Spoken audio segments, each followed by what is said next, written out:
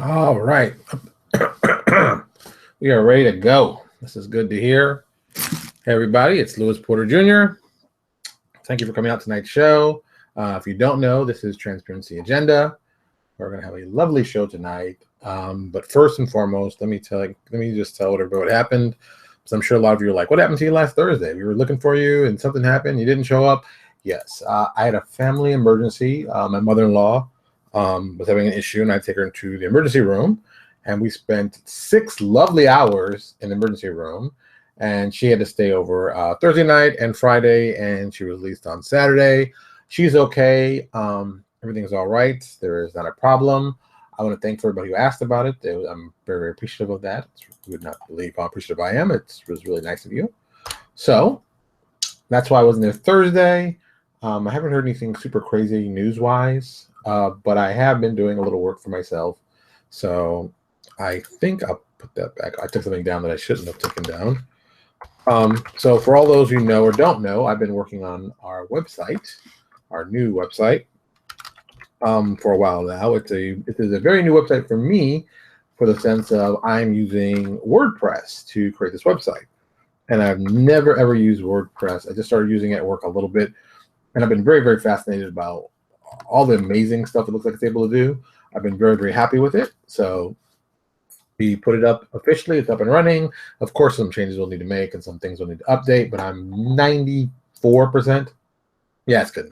94% happy with what I've seen so far. So I think we're going to see more cool things from that. So boom.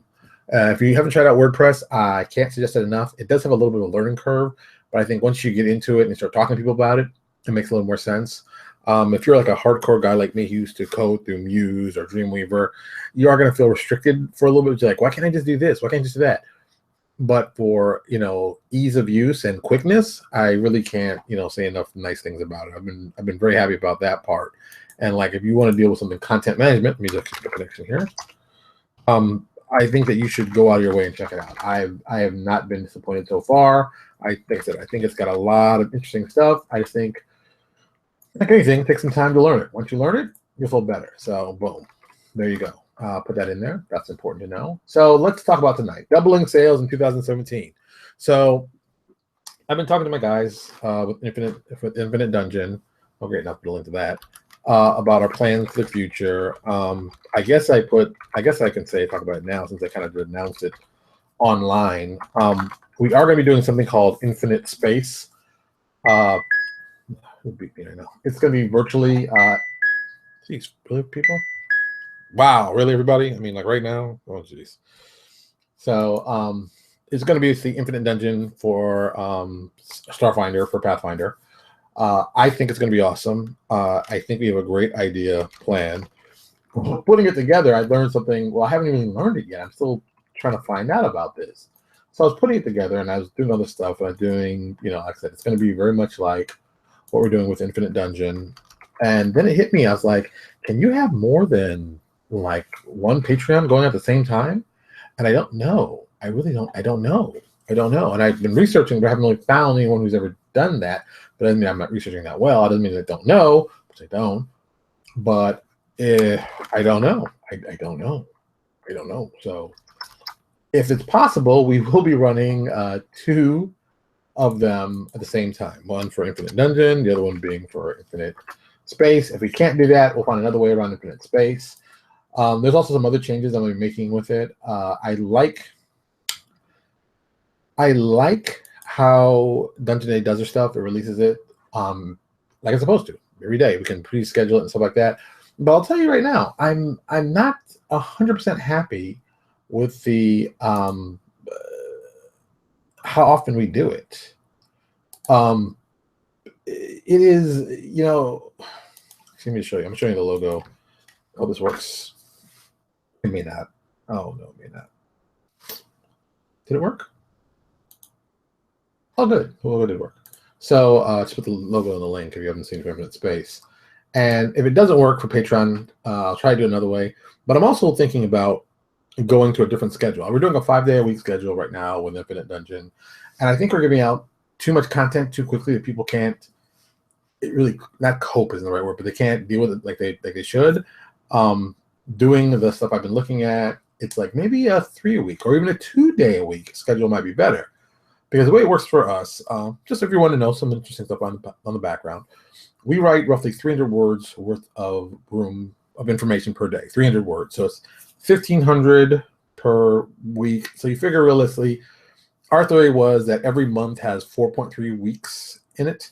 So we built it out that. So it's like 22 pages, 23 pages, plus our secret rooms is like another 3 pages. So all in all, if you think about it, it's like we really put together probably about 7,500 words go into doing a month's worth of Infinite Dungeon.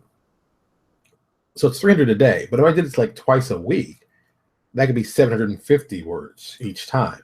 And with that, I think you can get a little deeper. You can do a little more stuff. You can make encounters a little longer. And for Infinite Space, I think it works very well for that kind of thing. But I'm not 100% sure. We're not 100% on it yet. Like I said, we're still kicking out ideas. There's some things I definitely want to do. There'll be some things I'm doing. This is going to be my sci-fi setting. At one point, I was like, maybe I'll connect it to New Exodus or the future one, Neo Genesis, if we're still going to do that. I still don't know because Infinite Space might take over that spot of time. So I'm still like, I don't know. But I know we will be doing villains. I would like to know that we're going to be doing some cool stuff. I'm definitely going to be doing some kind of robotic race of bad guys.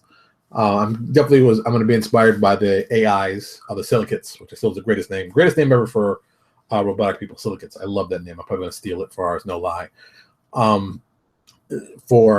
And even the concept of them being gamblers, that was stolen from Space Above and Beyond.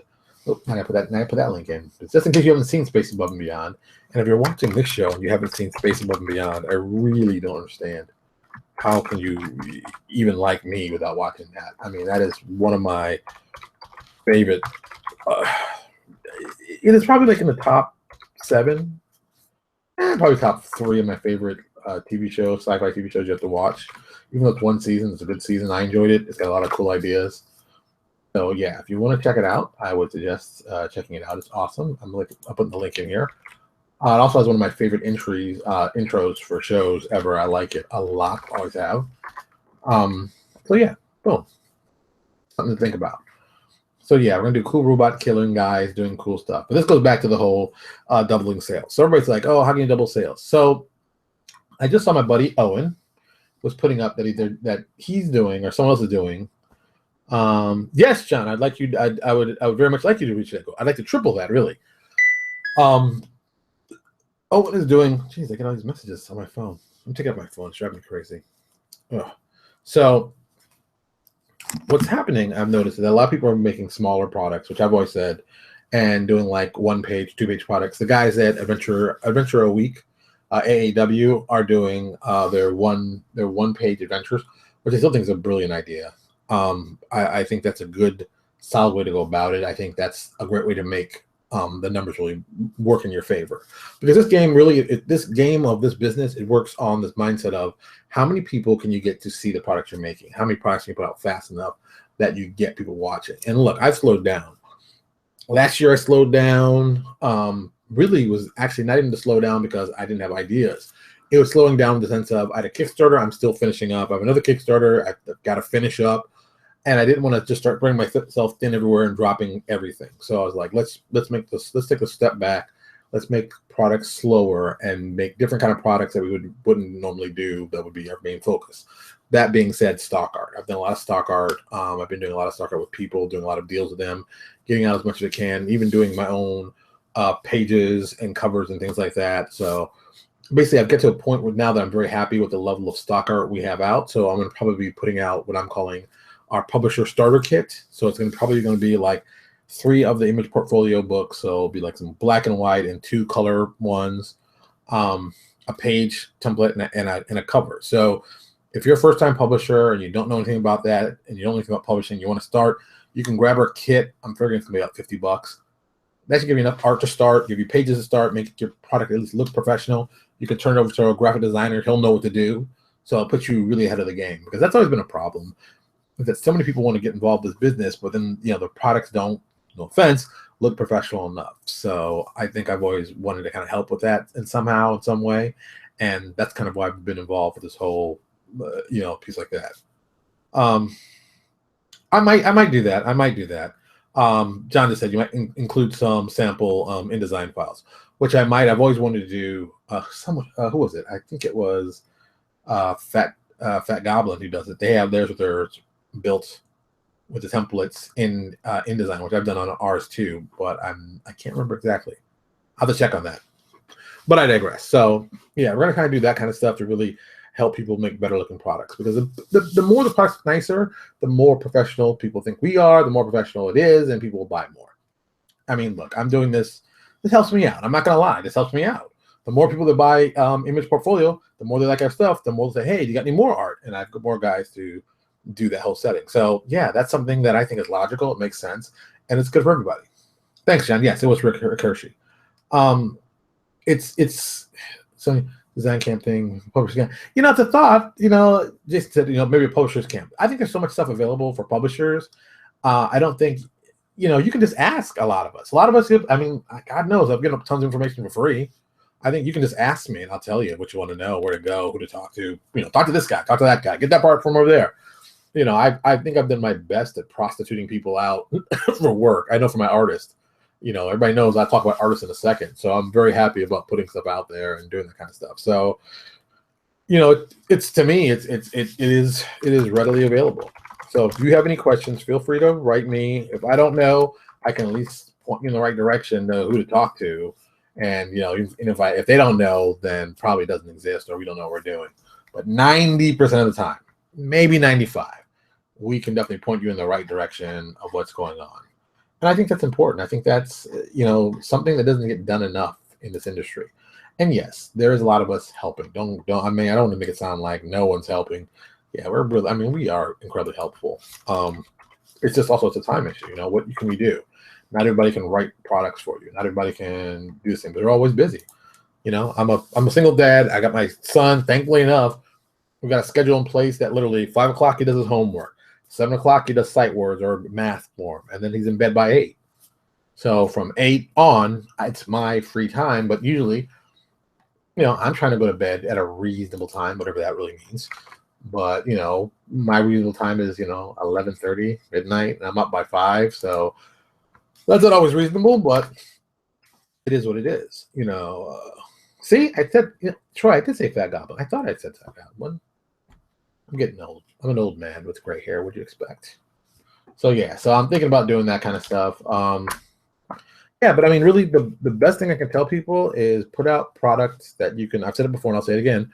Products that you can basically divide it as different things. You can put it as a PDF. You can put it out as cards. You can put it as a one sheet. Think about that. There's lots of cool different ways. Oh, something that I suggest for everybody now. I didn't realize how smart this was until I really looked at Paizo doing it and understanding what they did, and they were brilliant. And I should have known this. It's like common sense, but not everybody does this. If you're building a campaign world, and even if you're doing like Infinite Dungeon, a small piece, anytime you can put together iconics for the product you're making, make iconics. Make iconics. It is not just a smart idea. It's a smart long-term idea, because when you're building your iconics, they can be the characters that are in your artwork. Let me show you something. This is a link that I just put in here on Facebook. Sorry, guys on YouTube, you'll just check the regular link. I guess I'll put it over here too in the notes. But I mean, it's just okay. Like I said, digress. This is what happens when you get excited talking about something. So this is a list of all of the iconics we did for Neo Exodus, and they all appear as artwork in the book. So not only is it, oh, look at these cool characters and they're cool, that kind of thing, but they also are in the artwork in the book, so they identify with a setting. Our guys look a certain way. This whole setting looks a certain way, and here's the people that fit in this world, and this is how they look. So if this is how they look, the world's going to feel like XYZ, and we do a lot of that. And I think that is a big piece. That's a big, huge piece. I don't think people do enough iconics. I think people should be doing more iconics. If you're doing a campaign setting with iconics, you're an idiot. Point blank. No ifs, ands, and buts. Not trying to soften you up. Not trying to give you no butter love. If you're doing a setting or something big or source book or something where you're showing people something creative about you that you have not included an iconic for, you're dumb as bricks. And the accounts you create, you should give them away for free. And I know people are like, what? Give them away for free? It costs me money. It's not about money. It's about getting out there, showing people the product you're doing and how cool it is and why they want to play in it. I mean, look, if you look at the list for the Iconics for Neo Exodus, the artwork we have is awesome. That's not me just saying that. It's awesome artwork. And we did some really cool things. I mean, okay. Our Barbarian Tane. Tane has a Maori look, has a tattoo on his face. He looks like, if you saw Moana, you probably think, hey, my God, Tane is probably like that guy. You're right, because he was. We did Cavalier, Long Shadow, Native American. Looks very Native American. He's supposed to look very Native American. That's the appeal I want to go for. Our Anti-Paladin, Susan Kinnan. Very, very Scottish, Irish, UK-looking woman. Well, probably more Scottish, because she's got blue all over. So, yeah. But, you know, that's the kind of thing we're trying to do. I pick a culture that I like, and then I reimagine it for the iconic. Our Protean Scribe, very, very Asian. Our Ranger, Zulu. You know, it's like, you know, Nicholas, let me read Nicholas said. Let's go with iconics. We have comeback. We make characters. Yes. See, once again, iconics are great for helping out people understand the setting you're making. So just think about it. Think about the iconics you can make. Think about how they play, and that will also help you make money. Because once your product becomes identifiable by these characters, you can use them in all kinds of stuff, including doing fiction. We've done 2 pieces, well, 1 big piece of fiction that's actually out, and another piece of fiction that's not been released. Eric DeB, I think I've always pronounced his name. I think some might correct. So Eric DeB wrote the first one, and I got to put Eric's name in here. Jesus, it's a flipping excitement today. Eric DeB did the first writing of stuff for us, and it was awesome and really enjoyable. And I haven't been able to get around to doing some more stuff. See, once again, you get busy with other stuff. That's the problem. There he is. Boom. I got his link. I'm linking to the page so everybody will know. He wrote a very, very, very, very, very awesome series for Neo Exodus. I just wish I had more time to get back to it. I know he's busy. I'm busy. See, that's a problem, man.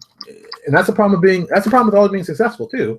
You'll get to a point to be very busy, and it's very tough to get the stuff out. So you got to juggle a lot of balls in the air. All right, 17 minutes is actually 7 more than I want to talk about.